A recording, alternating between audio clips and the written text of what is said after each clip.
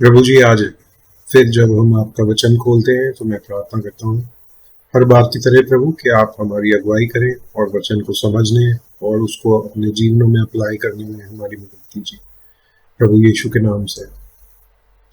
दोस्तों, आज हम रोमियो का तीसरा अध्याय हम देखेंगे, जो पौलुस की पत्री रोम की कलीसिया को लिखी गई थी। और जैसा कि मैंने आपको बताया था, इसके पीछे एक जो उद्देश्य था वो यहूदियों और गैर यहूदियों के बीच के जो विवाद थे उनको खत्म करना था। आज के अध्याय में पॉल दो विचारों को डेवलप करता है। पहला विचार ये कि यहूदी क्या बेहतर हैं गैर यहूदियों से, और दूसरा विचार ये कि परमेश्वर ने जब व्यवस्था दी, जो नियम दिए, जो कानून दिए मूसा को, उनका क्या उद्देश्य था मनुष्यों के लिए। क्योंकि पौलुस ये बताता है कि उन नियमों को और व्यवस्था को मानने से कोई भी व्यक्ति परमेश्वर के सामने धर्मी नहीं ठहरा। धर्मी ठहरा विश्वास के द्वारा। तो फिर जो व्यवस्था थी उसका क्या उद्देश्य था। तो इन सब बातों को बैक ऑफ द माइंड रखते हुए आइए हम रोमन्स उसका 3rd चैप्टर आज हम पढ़ते हैं। पौलुस बोलता है, फिर यहूदी की क्या बढ़ाई या खतने का क्या लाभ, हर प्रकार से बहुत कुछ। अब ये पहले तो दूसरे अध्याय में यहूदियों को पौलुस नीचे ले आया और फिर बोल रहा है कि फिर यहूदियों के क्या फायदा। तो बोलता है कुछ फायदे हैं। पहले तो यह है कि परमेश्वर के वचन उनको सौंपे गए। यदि कुछ विश्वासघाती निकले भी तो क्या हुआ। अगर कुछ यहूदी विश्वासघाती निकले भी वचन के प्रति तो क्या हुआ। क्या उनके विश्वासघाती होने से परमेश्वर की सच्चाई व्यर्थ ठहरेगी। भाई, परमेश्वर ने उन्हें वचन दिया, कुछ लोगों ने नहीं माना, तो इसका मतलब परमेश्वर का वचन तो गलत नहीं हो गया ना। कदापि नहीं।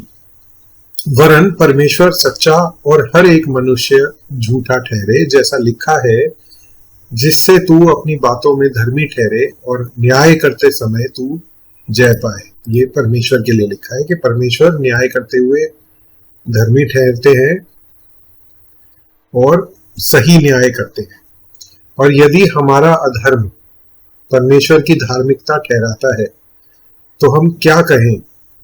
क्या यह कि परमेश्वर जो क्रोध करता है अन्यायी है। यह तो मैं मनुष्य की रीति पर कहता हूं। अब यहाँ पे पौलुस ये कहना चाह रहा है कि जब हम अधर्म करते हैं तो भी लोगों को पता लगता है कि परमेश्वर कितने अच्छे हैं। जब पाप है तभी तो लोगों को पता है ना कि पुण्य कितना अच्छा है और पाप कितना खराब है। इसको इस तरह से भी समझ सकते हैं कि जब धूप है तभी तो छाया की कीमत है ना। तो वही बात कह रहा है कि अगर हमारे अधर्म के कामों से परमेश्वर की धार्मिकता बढ़ती है और ज्यादा पता लगती है लोगों को, तो परमेश्वर हम पे क्रोध क्यों करते हैं। क्या ये गलत है, क्या ये अन्याय है। वो कहता है कदापि नहीं। नहीं तो परमेश्वर कैसे जगत का न्याय करेंगे। अगर ये अन्याय होता तो परमेश्वर कैसे जगत का न्याय करेंगे। यदि मेरे झूठ के कारण परमेश्वर की सच्चाई उसकी महिमा के लिए अधिक करके प्रकट हुई, तो फिर क्यों पापी के समान मैं दंड के योग्य ठहराया जाता हूँ। ये बड़ा वैलिड क्वेश्चन है। और रोमन्स में हम देखेंगे कि पॉल, रोमन्स में ही क्यों, और भी जितनी भी लेटर्स हैं पॉल के, जितने भी पत्र हैं, उनमें हम देखेंगे पॉल की एक खासियत है कि वो एक तरह से जैसे शतरंज का खेल होता है ना, उस तरह से अपनी बातों को रखता है। वो बोलता है कि अगर मैं ये बोलूंगा तो तुम ये बोलोगे, लेकिन इसका जवाब ये है। तो वो दो चाल आगे की बात सोच के कि सामने वाले जो सुनने वाला श्रोता है या जो पढ़ने वाला पाठक है उसके मन में क्या सवाल आएंगे, उनको पौलुस पहले से ही सोच के उनका भी उत्तर दे देता है। ठीक है ना। तो ये एक पौलुस की खासियत है। इस बात पे भी आप गौर कीजिएगा। और जहां भी वो ये शब्द यूज करता है ना कि तो फिर तुम कहोगे या तो हम क्या कहें, इन शब्दों से शुरू करके वो पहले ही जवाब दे रहा है जो सवाल आपके मन में आएंगे। हम क्यों बुराई ना करें कि भलाई निकले, जैसा हम पर यही दोष लगाया भी जाता है। और कुछ कहते हैं कि इनका यही कहना है, परंतु ऐसों का दोषी ठहराना ठीक है। पौलुस यही कह रहा है कि कुछ लोग ये कहते हैं कि हमारे पाप करने से ही तो परमेश्वर की बढ़ाई हो रही है, तो इसलिए हम पाप करते रहेंगे। लेकिन पौलुस कह रहा है ये गलत है, ऐसा नहीं करना चाहिए। फिर देखिए पॉल कहता है तो फिर क्या हुआ, क्या हम उनसे अच्छे हैं? किनसे? यहूदियों से? कभी नहीं, क्योंकि हम यहूदियों और यूनानियों दोनों पर यह दोष लगा चुके हैं कि वे सब के सब पाप के वश में हैं।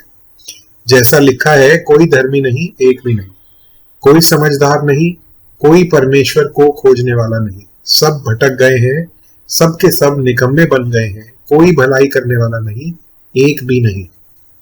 उनका गला खुली हुई कब्र है और उन्होंने अपनी जीभों से छल किया है। उनके होठों में सांपों का विष है और उनका मुंह श्राप और करवाहट से भरा हुआ है। ये कोई ना कोई भजन संहिता है, यहाँ पे आप देख सकते हैं जो पौलुस कोट कर रहा है। उनके पांव लहू बहाने के लिए फुर्तीले हैं और उनके मार्गों में नाश और कलेश है। उन्होंने कुशल का मार्ग नहीं जाना, उनकी आंखों के सामने परमेश्वर का भय नहीं है। हम जानते हैं कि व्यवस्था जो कुछ कहती है उन्हीं से कहती है जो व्यवस्था के अधीन है, जैसे कि यहूदी, इसलिए कि हर एक मुंह बंद किया जाए और सारा संसार परमेश्वर के दंड के योग्य ठहरे। देखिए व्यवस्था का क्या काम है, मैंने आपको इंट्रोडक्शन में बताया। पौलुस इस विचार को और डेवलप करेगा कि व्यवस्था का काम लोगों को ये बताना था कि परमेश्वर की व्यवस्था ये है और तुम यहाँ पे हो। तो लोग कितना दूर है परमेश्वर से वो बताना व्यवस्था का काम था। और इंग्लिश में पॉल एक वर्ड यूज करता है, स्कूल मास्टर, और कहता है कि जो व्यवस्था है, जो नियम है, वो एक स्कूल मास्टर थे जो तुमको सिखाते थे कि तुमने कितना पाप किया है। अगर व्यवस्था नहीं होती तो तुम्हें पता ही नहीं लगता कि कितना पाप किया है। ठीक है ना? तो उसी बात को यहाँ पे कह रहा है, क्योंकि व्यवस्था के कामों से कोई प्राणी उसके सामने धर्मी नहीं ठहरेगा, इसलिए कि व्यवस्था के द्वारा पाप की पहचान होती है। वही बात जो मैंने आपको बताई कि व्यवस्था के द्वारा पाप की पहचान होती है। पर अब बिना व्यवस्था परमेश्वर की धार्मिकता प्रकट हुई है, जिसकी गवाही व्यवस्था और भविष्यवक्ता देते हैं। बिना व्यवस्था के परमेश्वर की धार्मिकता प्रकट हुई है।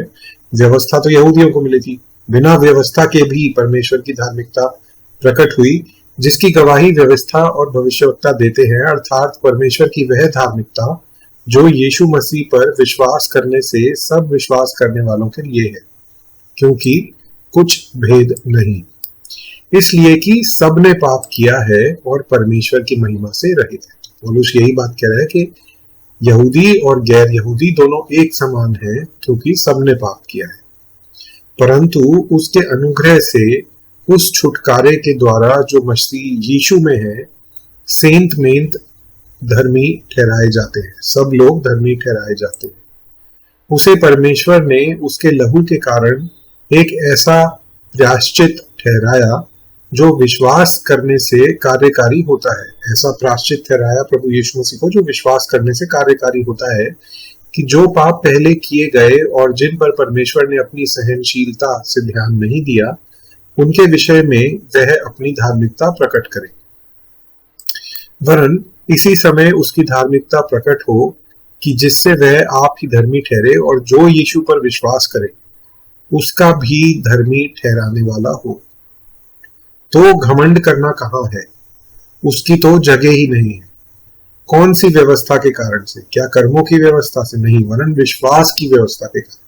पौलुस यही थॉट को डेवलप कर रहा है कि जो उद्धार हमें मिला है वो प्रभु यीशु मसीह के द्वारा, उनके ऊपर विश्वास करने के द्वारा मिला है, ना कि मूसा की व्यवस्था को मानने के द्वारा। तो इसीलिए कोई भी व्यक्ति घमंड नहीं कर सकता।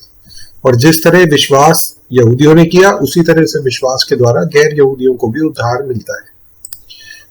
तो घमंड करना कहाँ है? उसकी कोई जगह नहीं है। कौन सी व्यवस्था के कारण? क्या कर्मों की व्यवस्था से? क्योंकि अगर कर्मों की व्यवस्था से उद्धार मिलता तो फिर घमंड कर सकते थे कि हाँ, हमें उद्धार मिला क्योंकि हमने ये सारी बातें पूरी करी। लेकिन विश्वास की व्यवस्था के कारण अब हम घमंड नहीं कर सकते। इसलिए हम इस परिणाम पर पहुंचते हैं कि मनुष्य व्यवस्था के कामों के बिना विश्वास के द्वारा धर्मी ठहरता है। देखिए, ये बहुत बेसिक मसीहत है, इंग्लिश में कहते हैं ना, गॉस्पेल 101 है। इसी के ऊपर पूरी की पूरी, मतलब ये नींव है जिसके ऊपर पूरा विश्वास हमारा टिका हुआ है। क्या कि मनुष्य व्यवस्था के कामों के बिना विश्वास के द्वारा धर्मी ठहरता है परमेश्वर के सामने। क्या परमेश्वर केवल यहूदियों का है और अन्य जातियों का नहीं?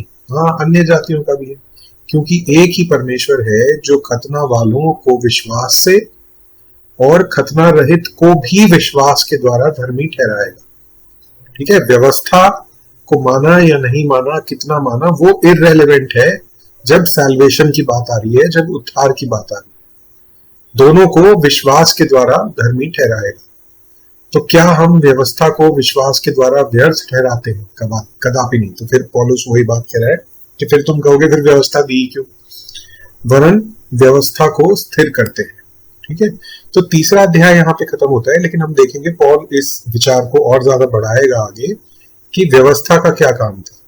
व्यवस्था का काम, जैसा मैंने बार बार बताया, ये दर्शाना था कि आप परमेश्वर का जो स्टैंडर्ड है, परमेश्वर जो जिस तरह की पवित्रता चाहते हैं, उससे हम कितना दूर, और वो गैप इतना ज्यादा है कि हम अपनी ताकत से कभी भी नहीं पूरा कर सकते थे।